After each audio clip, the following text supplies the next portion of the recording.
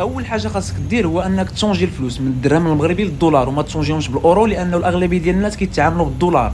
الا عندك الفلوس في كارت كيشي ديالك غيكون حسن.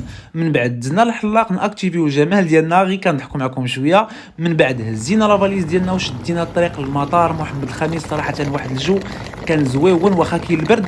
من بعد دخلنا للمطار، شفنا الطياره فوقاش غادي تخرج، صراحه لقيناها باقا معطله بثلاثه ديال السوايع، يعني ما لقينا ما نديرو الملال. من بعد ما كدوز من جميع الاجراءات ما كتلقى ما دير، قررنا انا نمشيو نجلسوا في واحد البلاصه اللي مختصه بالناس اللي كيكميو هكا والناس اللي كيبغيو يرتاحوا واحد شويه، يعني كيجيو لهاد البلاصه هذه لانها كالم وانتردي انك تكمي وسط المطار. من بعد دزنا نغسلوا وجهنا، ندخلوا للطواليت، نشوفوا الحاله واش باقا هي. مازال تقريبا جوج ديال السوايع باش يلاه دير الطياره ديبار. واحد هو اللي يدرج فوق رجل ويتسنى. حاجه في هذا السفر هو انك تبقى جالس وكتسنى ما هي ساعه ما هي ساعتين، واذا ما جيتيش قبل بواحد 3 سوايع ولا 4 سوايع كتلقى الاكتظاظ ديال الناس، يعني اوبليغاتوار من الناس اللي باغيين يسافروا انهم يجوا قبل الطياره ب3 ديال السوايع ولا 4 ديال السوايع قبل، لانكم كدوزوا من واحد الاجراءات اللي هي كبيره بزاف. الا جيتي معطل فما غاديش تقدك وغادي تمشي عليك الطياره. فبقوه الملال ما لقينا ما نديرو، قلنا اجي نمشيو نشربوا قهوه. ولكن صراحه الصدمه كانت قويه بزاف. خيس معايا الثمن ديال القهوه اللي كاينه هنا، داكشي مضوب الفوا 10. كبر ليها الشاي. اغلى قهوه كحله. اغلى قهوه كحله. شكرا.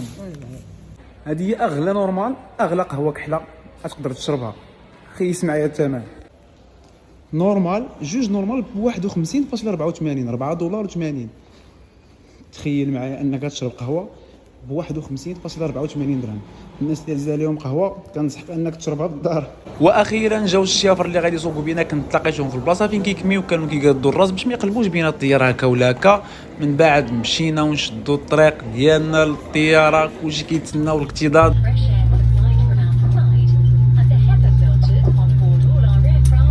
نصيحه للناس اللي كتكون الرحله ديالهم طويله، يعني ما بين 3 سوايع 4 سوايع 5 سوايع، كنصحكم انكم تشريو الماكله من خارج المطار، ما تشريهاش وسط المطار لان الاثمنه كيكونوا طالعين. الحاجه الوحيده اللي كتكون رخيصه اللي هي البيره والروج. الله يحفظ، يعني الا خلصتي بالماستر كارد او بالفيزا كارد كيكون ناقص دولار، خلصتي كاش كتكون زايده دولار. هذه ديروها في راسكم، هذه راه كتكون 100%.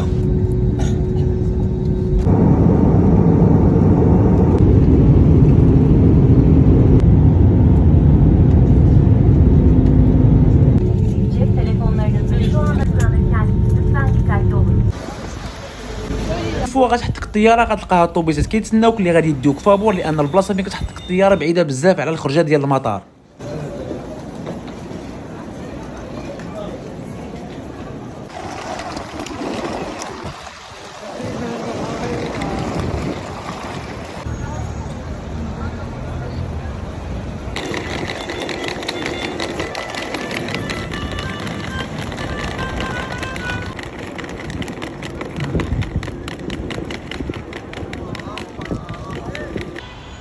بالنسبه للناس اللي كيجيو لتركيا اول مره، بغيتكم تردوا البال من هذه البلاصه بالضبط، يعني وقعت لي فيها واحد ستوريه اللي كبيره بزاف. ركزوا معايا مزيان على هذه البلاصه هذه، غادي نبارطاجي معكم واحد الحاجه اللي ما عمركم ما شفتوها في الفيديو الجاي ان شاء الله.